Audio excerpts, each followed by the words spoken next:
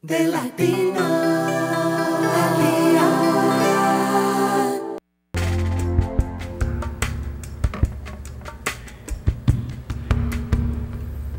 La petición de asilo también puede ser una vía para encontrar la legalidad en Estados Unidos. Hoy nuestra abogada María Elvira García nos explica más sobre esta opción, el asilo. María Elvira, bienvenida al programa, gracias por estar con nosotros. Gracias por invitarme, Carlos. Y por acompañarnos en la tercera entrega, en esta oportunidad para hablar del asilo. Ya nos referimos a la violencia doméstica y al abuso, ahora vamos a hablar de esa posibilidad.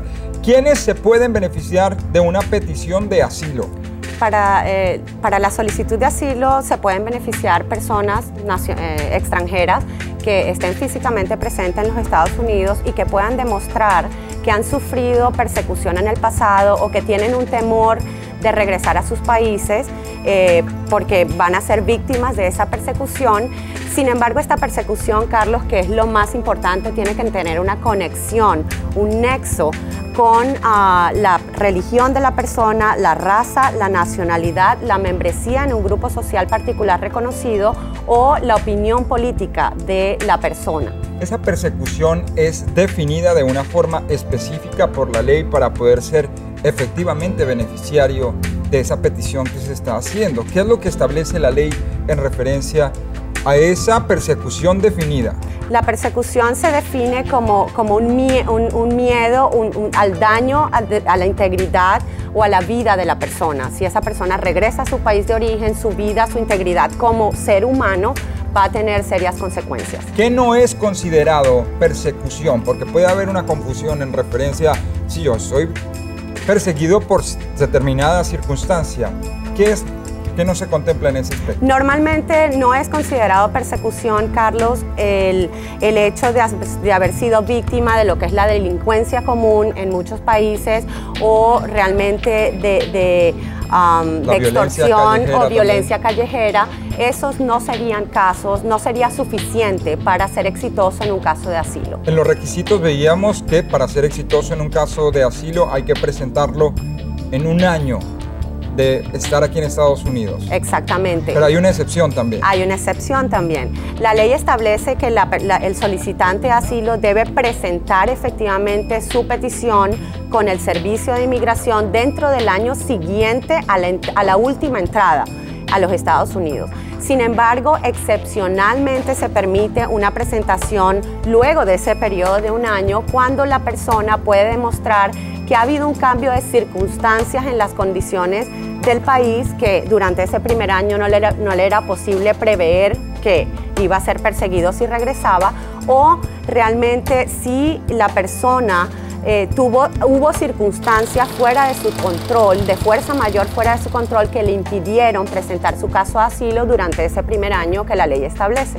En la primera entrega de esta serie de las 10 vías para encontrar la legalidad aquí en Estados Unidos hablábamos de la violencia doméstica y el abuso doméstico. Claro. ¿Qué hay si esa violencia o ese abuso se presenta en el país de origen de esa persona y esa persona está llegando aquí a Estados Unidos huyendo de esa situación que enfrentaba en su país? Eso también puede ser considerado como dentro de esa persecución que establece la ley para ser beneficiario de asilo. Sí, Carlos, sí puede ser considerado. Eso es a raíz de un cambio en las políticas del Servicio de Inmigración de hace, yo diría, unos 2 años para acá, en los cuales estas personas que han sido víctimas de abuso en sus países, abuso doméstico, porque tiene que haber una relación doméstica entre el agresor y la víctima que está entrando a los Estados Unidos huyendo, de considerarlos que están sufriendo persecución porque son miembros de un grupo social particular y que ha sido reconocido por las decisiones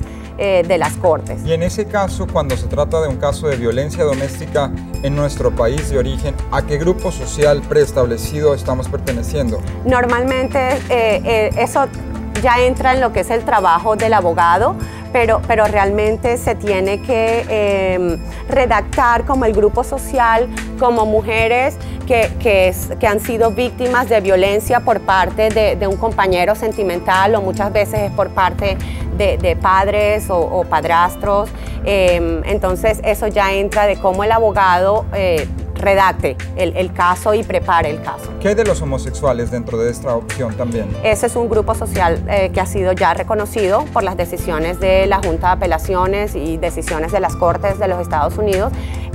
Siempre y cuando haya esa persecución, entonces, en el país del cual se está refiriendo el caso. Claro, y la persecución tiene que ser individualizada.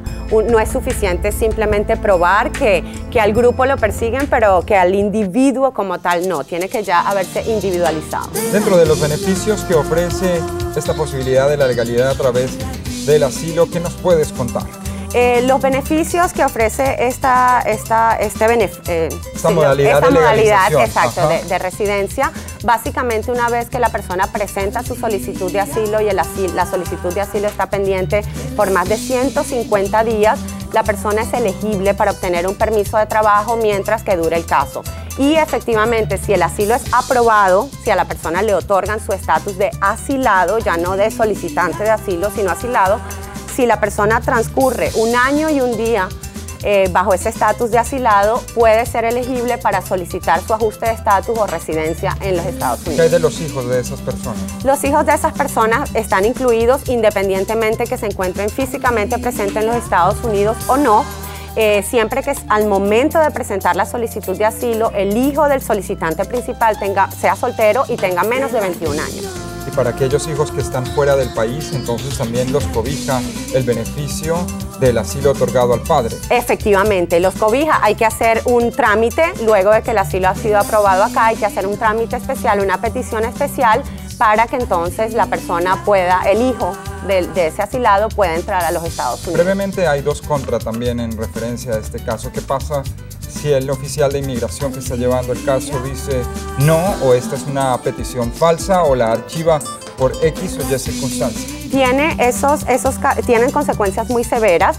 Normalmente, si el oficial de asilo considera, el oficial que condujo la entrevista de asilo considera que la historia no fue creíble o que hay inconsistencias como tal entre las pruebas presentadas y la historia de la persona y la situación del país también es considerada en estos casos, el caso es referido a la Corte de Inmigración.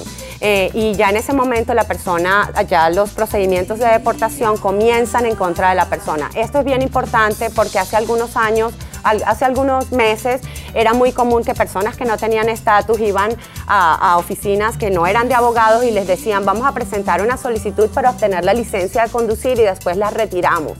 No es posible, por lo menos en el caso de asilo, y eso conlleva a que el caso sigue su curso y órdenes de deportación pueden ser emitidas en contra. Y mentir o presentar declaraciones falsas en este tipo de circunstancias puede conllevar a quedar con la X y nunca más, entonces. Permanentemente. Inelegibles. Inelegible permanentemente para cualquier beneficio inmigratorio. María Elvira, muchísimas gracias. Gracias a ti, Carlos. Los criterios de nuestra abogada de inmigración estarán disponibles a través de nuestro sitio en la red, donde usted también puede observar las primeras dos entregas en referencia a este tema, la primera que se refería a la introducción como tal y la segunda a los casos de violencia doméstica y abuso en el hogar. Continuamos con más de Latinos al Día. ¿Qué? ¿Bien? Sí. ¿Bien?